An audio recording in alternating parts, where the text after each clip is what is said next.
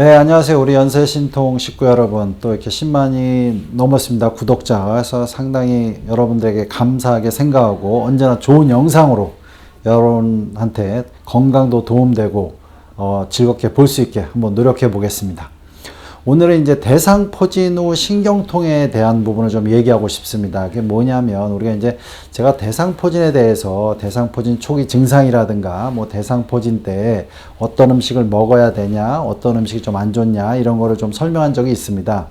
근데 실제로 어쨌거나 대상포진은 걸렸을 때 대상포진 후 신경통으로 가지 않는 게 가장 중요한 겁니다. 왜 그러냐면 한번 걸리면 상당히 고생하기 때문에 그렇습니다. 뭐 제가 대학에 이제 교수로 있을 때도 이렇게 막 너무 아파가지고 뭐 자살할 정도로 고생하시는 분도 있고요. 물론 뭐 심하지 않은 분도 있지만 지속적으로 통증을 유발하면 상당히 삶의 질이 떨어지고 상당히 괴로운 거죠. 그래서 이제 여러분들이 대상포진 신경통을 줄이기 위해서 되게 중요한 포인트를 몇 가지 설명해 드리고 실제로 좀 대상포진 신경통이 됐다면 그나마 좀 이걸 어떻게 스스로 관리할지에 대해서 설명해 드리겠습니다.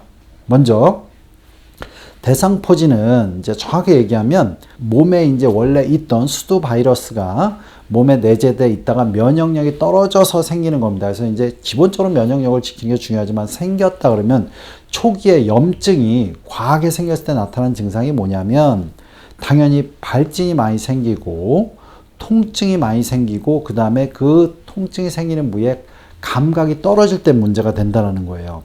자, 그러니까 처음에 이제 대상포진이 왔다면 이 염증이 심하게 돼서 그 염증이 오는 부위가 요 신경 뿔인데 신경 뿔을 타고 이렇게 띠 모양으로 신경이 주행하는 부위를 타고 이렇게 띠 모양으로 와서 대상포진이라고 얘기하는 건데 그 부위의 실질적인 염증의 포커스는 요 바로 요 신경의 뿌리, 신경근이라고 그래요. 여기서 시작되는 겁니다. 그렇기 때문에 초기에 염증이 많이 온다면 당연히 이제 감각도 많이 줄고 통증도 많이 오고 발진도 심하게 되겠죠. 근데 당연히 이게 염증이 많이 오는 상황은 상당수는 면역력이 떨어져서 그렇다는 거예요. 그래서 빨리 이제 대상포진이 왔다면 가능하면 이런 경우는 적절히 병원에 오시는 게 도움이 됩니다. 그래서 이제 뭐 수액요법을 해서 면역을 증강시키는 걸 하고 스스로는 염증을 줄이는 염증이 올 수 있는 음식을 먹으면 안 되죠. 그러니까 술이라든가 뭐 기름진 음식이라든가 튀긴 음식이라든가 등 푸른 생선이라든가 이런 걸 드시면 안 됩니다. 그런데 이제 일단 왔다 그러면은 염증을 빨리 줄여야 되겠죠. 그래서 물론 소염제나 적적인 약을 쓰거나 이런 걸 할 수가 있습니다.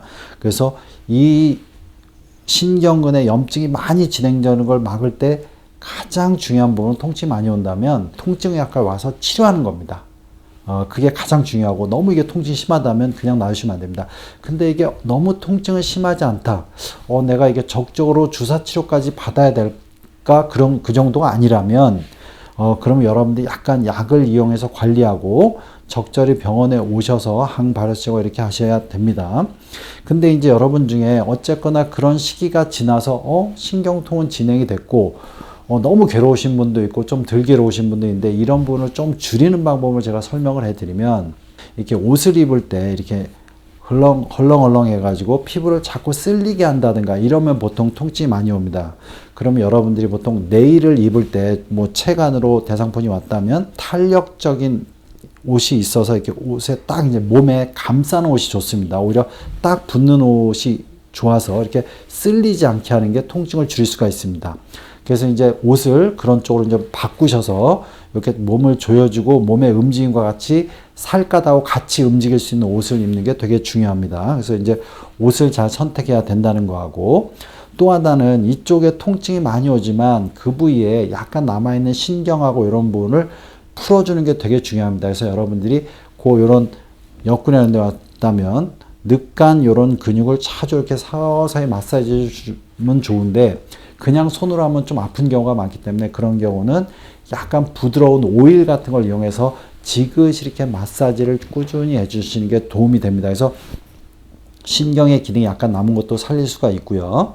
그 다음에 또 여러분들이 하나하나 할 수 있는 부분은 뭐냐면 호흡을 이용한 스트레칭입니다. 예를 들어 주로 이제 대상포진이 이제 옆구리 이렇게 왔다 그러면 그 부위가 이렇게 쭈그려서 아파서 이런 식으로 더 되죠. 그렇지만 오히려 그 아픈 부위를 더 펴주는 게 더 중요합니다. 그러면 여러분들이 숨을 들이실 때 할 때 그 늑골 통증이 오는 아랫부위와 윗부위를 잡고 이렇게 쭉 벌려두듯이 숨을 들이실 때 쭉 벌려주는 형식으로 해서 그 부위가 벌어지는 게 되게 중요하다는 걸 여러분들이 알고 계셔야 됩니다. 그리고 이제 추가적으로 여러분에게 말씀드리면 당연히 이쪽으로 순환이 잘 돼야 되기 때문에 약간 따뜻하게 하고 물을 좀 많이 먹고 영양분을 골고루 좀 섭취하는 게 되게 중요한데 특히 신경의 기능을 좋게 하는 쪽으로 하려면 약간 바다 쪽 음식, 뭐 해조류라든가 뭐 생선이라든가 뭐 등푸른 생선은 초기에 안 되지만 그 위에 대상포진을 간 이후에는 크게 상관이 없이 그냥 드셔도 됩니다. 그래서 이런 생선이라든가 이런 해조를 먹으면 미네랄 이런 게 많기 때문에 신경 회복이 좀 도움이 되고 전체적인 컨디션을 이렇게 끌어올리는 게 그래서 적절한 운동과 스트레칭을 꾸준히 해주는 게 몸의 순환을 증가시키는 게 대상포진을 신경통을 좀 더 관리하는 데 도움이 되겠습니다. 예, 연세신통TV 여러분 구독해 주시고요. 여러 영상이 있습니다. 이렇게 참조해 주시기 바랍니다.